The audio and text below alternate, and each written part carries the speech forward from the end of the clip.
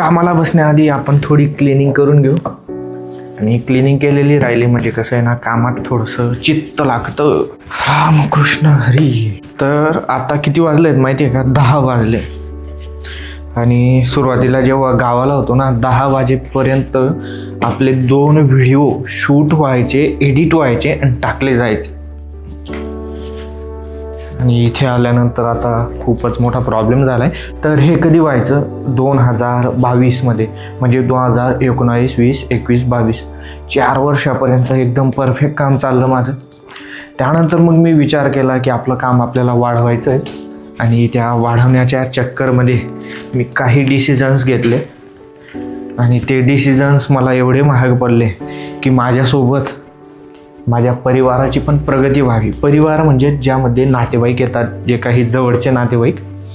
आणि त्या ज्या काही गोष्टी मी केल्या तर त्यांचा तर फायदा झालाच नाही, परंतु माझं खूप मोठं नुकसान झालेलं आहे. कारण मी 3 वर्ष रिवर्स आलेलो आहे. किती? 3 वर्ष, ज्यामध्ये 2023, 24 आणि हे 25 वर्ष, 2025 त्यामधलं सर्वात भयानक वर्ष होतं माझ्या आयुष्यातलं. आणि त्यासाठी आता जवळ 5 दिवस शिल्लक आहेत. आणि या 5 दिवसानंतर आपण काहीतरी नवीन सुरुवात करूया. आणि जे काही माझ्यासोबत या 3 वर्षात घडलं, 2023, 24, 25मध्ये, आणि जे काही माझ्या आयुष्यातले अनुभव होते, तर ते तुम्हाला सांगायचे का एखाद्या व्हिडिओच्या माध्यमाने? फुल ब्लॉग त्याच्यावरतीच बनवून टाकू आपण, की जेणेकरून तुम्ही कोणते चुकीचे डिसिजन घ्यायचे नाही. आणि ते जर का डिसिजन्स तुम्ही घेतले तर तुमचेही माझ्यासारखे हाल होऊ शकता. मी आज कुठल्या तरी वेगळ्या स्तरावर राहिलो असतो, परंतु त्या माझ्या 1-2 डिसिजनमुळे मी आज या स्थितीत आहे. नाहीतर माझं नाशिकमध्ये स्वतःचं घर राहिलं असतं. काय करायचं? म्हणजे एवढे भयानक डिसिजन होते. आज मी इथे रेंटवरती राहतोय. होईलच देवाच्या कृपेने आणि आईच्या आशीर्वादाने. आणि तुम्ही जर साथ दिली तर आपण सर्व गोष्टी करूच. परंतु ते जे काही अनुभव होते ना, ते खूप भयानक.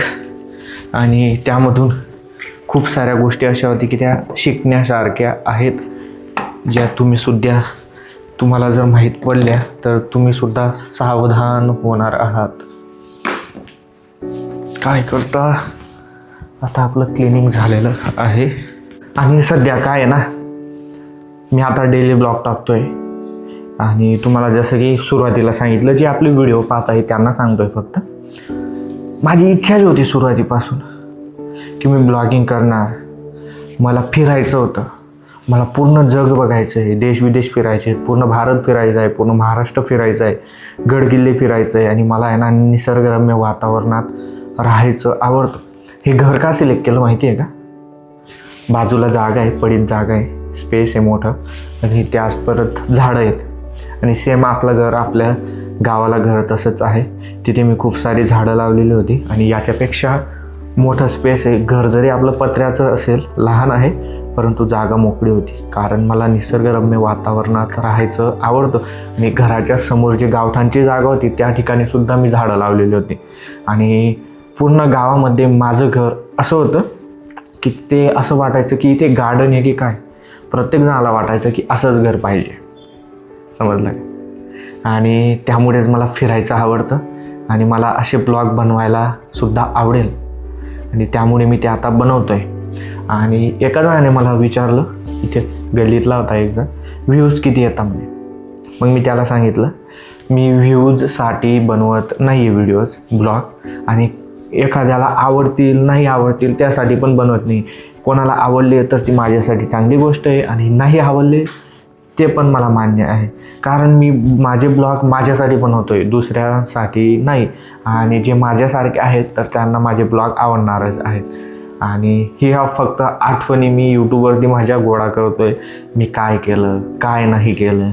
आता 2026मध्ये जर का आपण पूर्ण 365 दिवस ब्लॉग टाकले, म्हणजे 365 दिवस आपण काय केलं, या गोष्टी मी 2027मध्ये यूट्यूबवरती रिपीट पाहू शकतो आणि त्यामध्ये मी काय चुका केल्या, काय सुधरवू शकतो, या गोष्टी मी चेक करू शकतो. वाटतं की नाही तुम्हाला? आणि कसं आहे ना, मला आवडतं आणि मी करणार. आता कोणाला वाटत असेल की हा आता तर काही पण दाखवायला लागला आहे, आम्हाला वाटत होतं की हा एक मोठा क्रिएटर आहे किंवा चांगलेच व्हिडिओ बनवतो, हा तर आता कुठं भाजीपाला घ्यायला गेला, कुठं फिरायला गेला आणि हा काही पण सांगतोय, काही पण दाखवतोय. मला त्याने काही फरक पडत नाही. मला फक्त ब्लॉग बनवायचा आहे आणि मला जे वाटतं ते माझं मन काय म्हणतंय ते मला दाखवायचं आहे आणि ते टाकायचं आहे. आता त्या गोष्टी, आता 2 प्रकारचे लोक असतात, नाण्याला 2 बाजू असतात, चांगली वाईट, छप्पा काढा बोलतो ना आपण. आता ज्यांना आवडत असेल तर ते लाईक करताय, शेअर करताय, सबस्क्राईब करताय. ज्यांना नाही आवडत ते अर्धवट व्हिडिओ पाहतील, वेड्या वाकड्या कमेंट्स करतील, चालले जातील. मला काही फरक पडत नाही. परंतु जे माझ्यासोबत जुळून राहतील तर त्यांना एक नक्की गॅरंटी देतो, माझ्या आयुष्यातले अनुभव त्यांच्या आयुष्यात होणाऱ्या चुकांना सुधरवू शकतात आणि ते व्हिडिओ आपले लवकरच येणार आहेत. आणि त्यासाठीच आपण ब्लॉगिंग सुरू केलेली आहे. आणि याचा एक बेनिफिट काय माहिती आहे का? आता एका भावाने, आपण लाईव्ह होतो आपल्या पर्सनल अकाउंटवरती, इंस्टाग्रामवरती, त्याने मला सांगितलं की भाऊ तुम्ही एवढ्या पब्लिक प्लेसमध्ये एवढ्या कॉन्फिडन्सने कसं काय बोलता म्हणे. विषय आहे की नाही? आता तुम्ही खूप सारे व्हिडिओ पाहत असणार, रील पाहतोय आपण की मी पब्लिक प्लेसमध्ये व्हिडिओ बनवतोय, मी घाबरत नाही कोणाला वगैरे वगैरे. हो, तशीच गोष्ट आहे. आपल्या सभोवतालचे लोक आपल्याला ओळखत नाही, बरोबर आहे की नाही? आता मी व्हिडिओ शूट करतोय, कुठेतरी मार्केटमध्ये गेलो, मी त्यांना ओळखतो का? नाही ओळखतो. मग त्यांना कशाला घाबरायचं? ते काय म्हणतील मला काय फरक पडतो? मी 2 मिनटं इथे व्हिडिओ शूट केला, तिथून चालला गेलो, काहीच संबंध नाही. त्या लोकांना मी नंतर आयुष्यात पाहणार की नाही पाहणार, काहीच फरक पडत नाही. मग त्यामुळे बिनधास्त, ज्याला व्हिडिओ बनवायचे असतील, माझ्यासारखे ब्लॉग बनवायचे असतील, बिनधास्त बनवायचा, कोणालाच घाबरायचं नाही, कोणीच काही करून घेत नाही.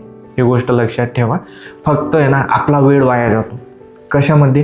की लोक काय म्हणतील, 4 लोक काय म्हणतील यामध्ये आपला वेळ वाया जातोय.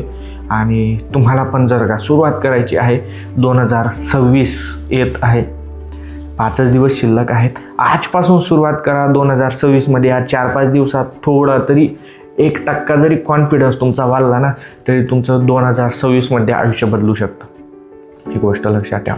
परंतु जर तुम्ही फक्त अर्निंग करण्यासाठी, पैसे कमवण्यासाठी सोशल मीडियावरती, यूट्यूबवरती येत असाल तर येऊ नका. कारण यामध्ये उतार चढाव येत असतात. कधी व्ह्यूज येतील, कधी येणार नाही. मीच तुम्हाला सांगितलं की माझ्याच व्हिडिओला 10, 15, 20, 30, 40 व्ह्यू येत आहेत आपल्या ब्लॉग्सला.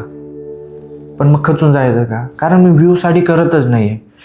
माझी हॉबी आहे, मला इंटरेस्ट होता आणि कित्येक दिवसापासून त्या गोष्टी मी करत नव्हतो. आणि आता मला वेळ भेटलेला आहे, आता मला संधी आहे तर मी करतोय. आणि हीच संधी पुढे जाऊन जर का करिअरमध्ये बदलत असेल तर तो बेनिफिट मी घेऊ शकतो.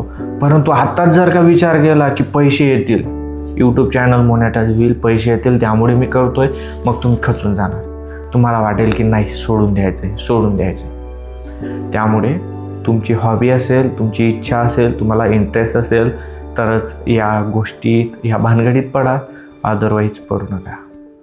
तर चला, खूप साऱ्या गोष्टी केल्या गेल्या. तरी भाजी पाहू शकता, ही जंगली भाजी कोणी म्हणतं, ही शेतात भेटत असते. आणि इकडे नाशिकला ना ही भाजी विकत भेटते, विकत. आणि ही भाजी आता आपल्या बहिणीसाहेब आल्या होत्या तर त्यांनी आणलेली गावावरून.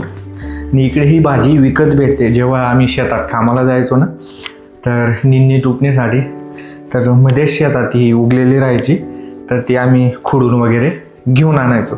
तर ही भाजी म्हणजे 3 प्रकारची भाजी मिक्स आहे.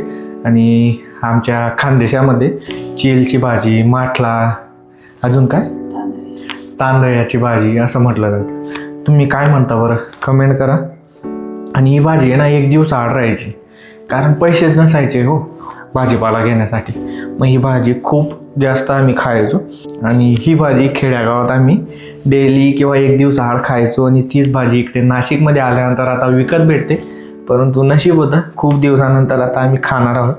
म्हणजे 2-3 वर्ष झाले असतील, कारण आईला मी आता 3-1 वर्षापासून कामाला जाऊ देत नाही आणि त्यामुळे ती खायलाच भेटत नाही. पण योगायोग झाला, बहिणी साहेब आल्या आणि ती आता घेऊन आलेली आहेत.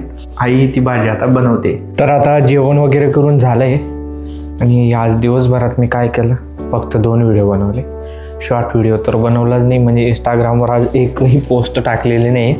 फक्त आपल्या यूट्यूब चॅनलवरती जे कम्प्युटर वर्ल्ड सेंटर आहे त्यावरती आपण लाडकी बहीण योजनेचा व्हिडिओ टाकलेला आहे, की ज्यामध्ये लाडकी बहीण योजनेचा जर तुम्ही फॉर्म भरला असेल आणि तुम्हाला लाभ भेटत असेल तर 31 डिसेंबर KYC करण्याची शेवटची तारीख आहे.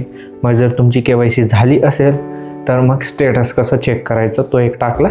आणि त्यानंतर आपल्याला क्रेडिट कार्डला ऑफर आलेली होती की 67,000 आधी आपलं लिमिट होतं आणि आता ते वाढून 1,68,000 झालेलं आहे. मग ती लिमिट वाढवायची होती. मग काय केलं की मला पण थोडी अडचण आली की लिमिट वाढवायचं कसं.